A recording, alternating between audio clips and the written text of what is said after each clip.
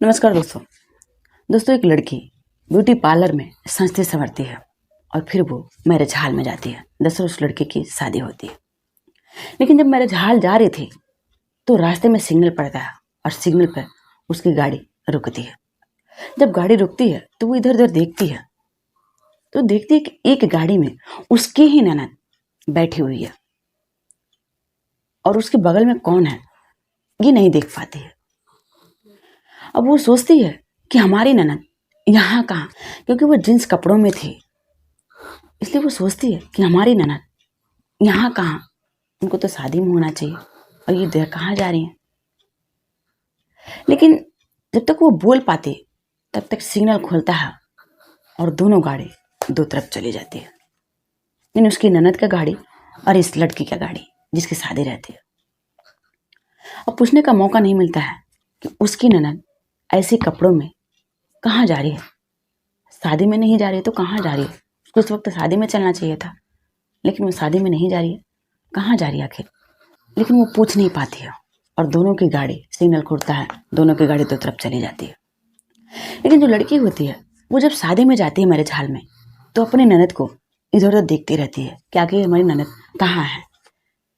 लेकिन शादी बीत जाती है पूरी रात, लेकिन उसकी ननद का कहीं पता नहीं चलता है कि वो कहाँ है, कहीं दिखाई नहीं देती है।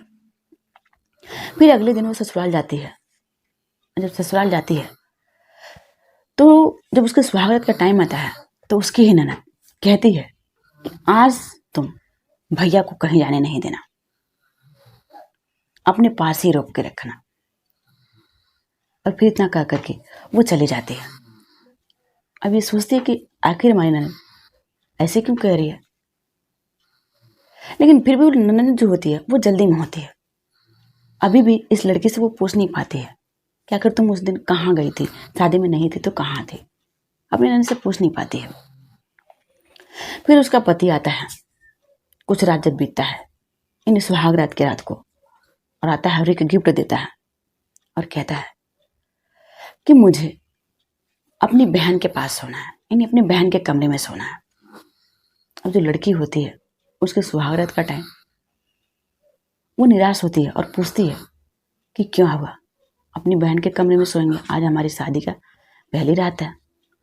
जो उसका पति होता है वो कहता है कि मुझे माफ़ करना, लेकिन जो हमारी बहन है उसको दौरा पड़ता है, और जब दौरा पड़ता है तो अपने आप को नुकसान पहुंचाने की कोशिश करती है, और हमारी एक ही बहन है तो मुझे डर है कि कहीं वो कुछ कर ना ले, क्योंकि इस लड़की के जो माता पिता होते हैं वो नहीं होते हैं। इस परिवार में सिर्फ 3 ही लोग होते हैं, इन इस लड़की को लेकर के वो सिर्फ भाई बहन होते हैं और ये लड़की शादी करके आती है। ये बस 3 ही लोगों का परिवार होता है। अब जो इसकी पत्नी होती है वो सो जाती है और इसका पति इतना बात कहता है और जल्दी जल्दी में चला जाता है। वो पूरी रात अपनी बहन के कमरे में सोता है और कुंडी लगा करके सोता है अंदर से।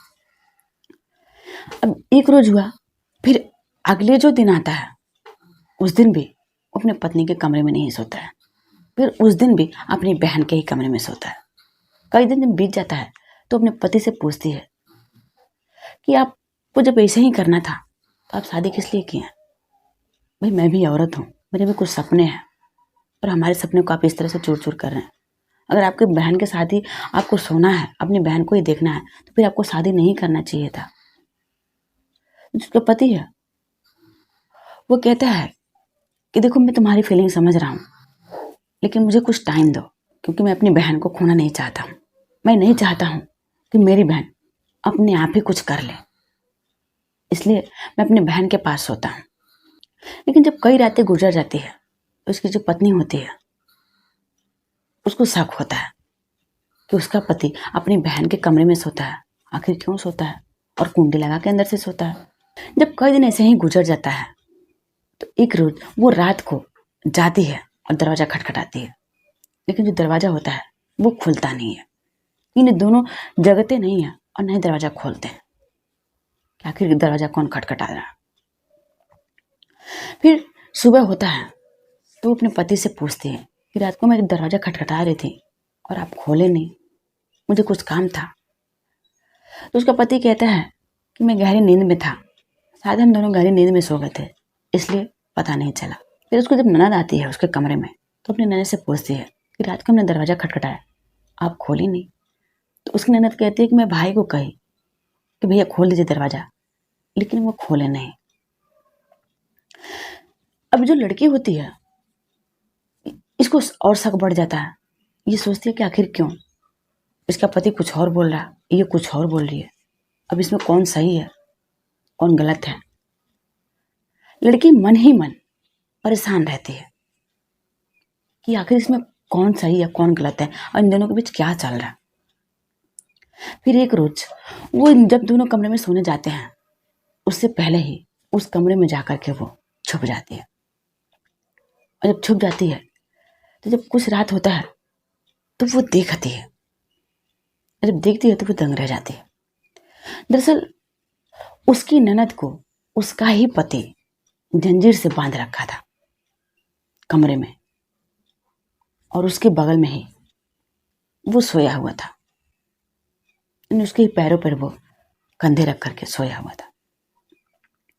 लड़की जब इतना कुछ देखती है तो वो परेशान हो जाती है कि आखिर मेरा पति मेरी ही ननद को इस तरह से जंजीर में क्यों बांध करके रखा है। फिर सुबह अपनी ननद से पूछती है कि क्या हुआ, आपको दौरे पड़ते हैं, आपके भैया आपके पास होते हैं, कहीं आप अपने को नुकसान न पहुंचा लें। तो वो कहती है कि पता नहीं भैया क्यों झूठ बोलते हैं, मुझे तो ऐसा कुछ होता नहीं है। और जब वो अपनी ननद को देखती है तो देखने से भी उसको नहीं एहसास होता है कि उसकी ननद को दौरे पड़ते हैं और कुछ मेंटली डिस्टर्ब हुई होती है, क्योंकि जिस तरह से वो रहती है, हंसती है, खाती है, बातचीत करती है, ऐसे नहीं लगता है कि उसके ननद को दौरे पड़ते हैं। अब जब इतना बात वो अपने भाभी से कहती है तो उसकी भाभी सोचती है कि मेरे पति क्यों झूठ बोल रहे हैं। फिर वो रात वाली बात बताती है, वो बताती है कि मैं रात को देखी आपको आपके भैया जंजीर में बांधे हुए थे। फिर ये लड़की रोने लगती है अपने भाभी को पकड़ के। वो कहती है कि भाभी, जब से माता पिता की मृत्यु हो गई तब से जो भैया हैं वो पूरी प्रॉपर्टी अपने नाम करने के लिए ही मुझे इस तरह से जंजीर में बांध करके रखते हैं, ताकि मैं कहीं जाऊं नहीं, किसी से मिलूं नहीं, और वो सिर्फ प्रॉपर्टी के लिए ही इस तरह से मुझे जंजीर में बांध करके रखते हैं। अब जो पत्नी होती है वो सोचती है कि हमारे पति ऐसे भी हैं कि प्रॉपर्टी के लिए इस हद तक गिर सकते हैं कि अपनी बहन को जंजीर में बांध करके रखेंगे। फिर उसकी भाभी कहती है कि तुम रो नहीं, मैं कुछ करूँगी। तो उसकी ननद कहती है कि भाभी, हमारी एक दोस्त है और उस दोस्त के भैया जो हैं वो वकील हैं, अगर आप मुझे उस वकील तक पहुंचा दें तो मैं उनसे सारी बात बताऊंगा और इनके कुछ समझाएंगे, यानी भैया को कुछ समझाएंगे वो कि वो ऐसे ना करें। और उसकी भाभी कहती कि ठीक है।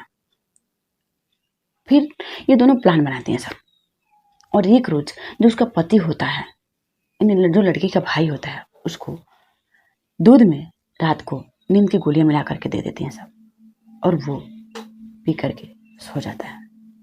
जब सो जाता है तो वो लड़की और उसकी भाभी दोनों गाड़ी में बैठती हैं और चली जाती हैं। जो बाहर वॉचमैन होते हैं वो सब कहते हैं कि कहाँ जा रही है मैडम।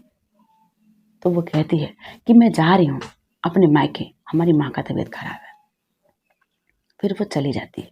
जो लड़की होती है वो कहती है कि भाभी, आप हमको रास्ते तक छोड़ दीजिए, बस रोड तक छोड़ दीजिए, मैं उसके घर तक चली जाऊंगी, आप फटाफट घर पे जाइए, वरना भैया को पता चलेगा तो वो हम दोनों की उसी हालत में रखेंगे, क्योंकि भैया बहुत गुस्से वाले आदमी हैं, वो पता नहीं क्या करेंगे।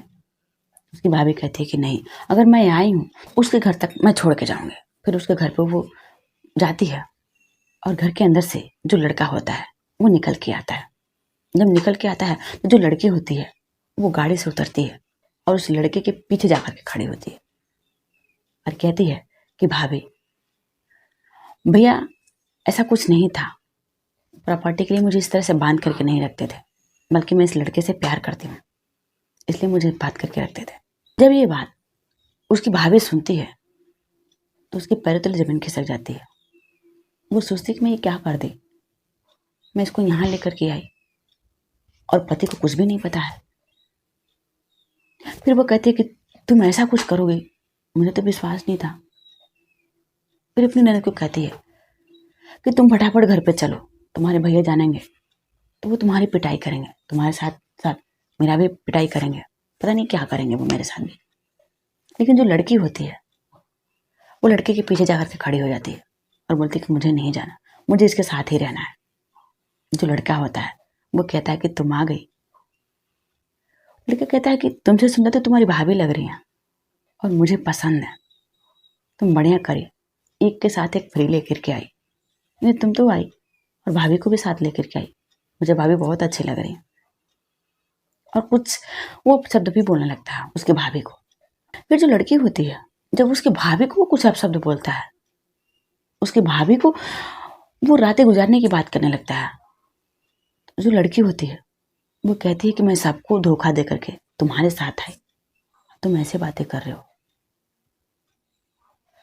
फिर जो लड़की का भाई होता है वो भी सारी बातें सुन रहा होता है। फिर उसी वक्त उस लड़के का भाई भी आ जाता है। फिर वो उसके भाई से पूछने लगती हैं दोनों कि आपको कैसे पता चला। तो लड़की का भाई कहता है कि तुम दोनों जब कमरे के अंदर बातें कर रही थी तो मैं सारी बातें सुन रहा था। मैं इसलिए मना नहीं किया क्योंकि जब तक तुम लोग सच्चाई नहीं जानोगी तब तक तुम लोग सुधरोगे नहीं। क्योंकि कहा जाता है कि जब तक पैर में ठेस नहीं लगता है तब तक संभल कर चलना नहीं आदमी सीखता है। इसलिए उसका जो पति होता है वो कहता है इसलिए मैंने तुम दोनों को मना नहीं किया। और जो तुम लोग जो नींद की गोलियां मिलाई थी दूध में, वो दूध हमने पिया नहीं, हम तो बस यूं ही नाटक करके सो गए थे। लेकिन जब तुम लोग चले आए उसके पीछे मैं भी आया हूँ। फिर जो लड़का होता है वो कहता है कि मुझे जब ये पता चला था कि जो मेरी बहन है वो इससे प्यार करती है, फिर मैं इसके बारे में पता करा तो पता चला कि ये अच्छा लड़का नहीं है। इसलिए मैं अपनी बहन को नहीं चाहता था कि इसके जाल में फंसे। इसलिए मैं इसको 24 घंटे इसके पास रहता था। मैं इससे दूरी रखना चाहता था कि मेरी बहन इससे दूर रहे। इसलिए मैं अपनी बहन के साथ हमेशा रहता था और मैं तुमसे झूठ बोलता था कि मेरी बहन को दौरा पड़ता है। इससे जो सच्चाई होती है वो लड़की के सामने आता है कि उसका ही बॉयफ्रेंड जिसे वो प्यार करती है वो कैसा है। फिर वो अपने भाई और भाभी के साथ उस लड़के को छोड़ करके चली आती है और लड़की कहती है कि तुम इस हद तक गिरोगे, मुझे जरा सा भी विश्वास नहीं था। अगर कोई कहता तो मैं विश्वास नहीं करती कि मैं जिसे पसंद करती हूँ, जिसे प्यार करती हूँ, वो ऐसा भी हो सकता है। लेकिन आज अपने आंखों से देख लिया, कानों से सुन लिया। इसलिए कहती लड़की कि तुम मेरे लायक नहीं हो। और फिर वो अपने घर चली आती है, यानी अपने भाई और भाभी के पास। दोस्तों, हमारे कहानी सुनने का मकसद किसी को परेशान करना नहीं, किसी को विचलित करना नहीं, बल्कि समाज में हो रही घटनाओं से आप लोग को अवगत कराना, ताकि आप लोग ऐसी चीज़ों से सतर्क रहिए, जागरूक रहिए। जय हिंद, जय भारत।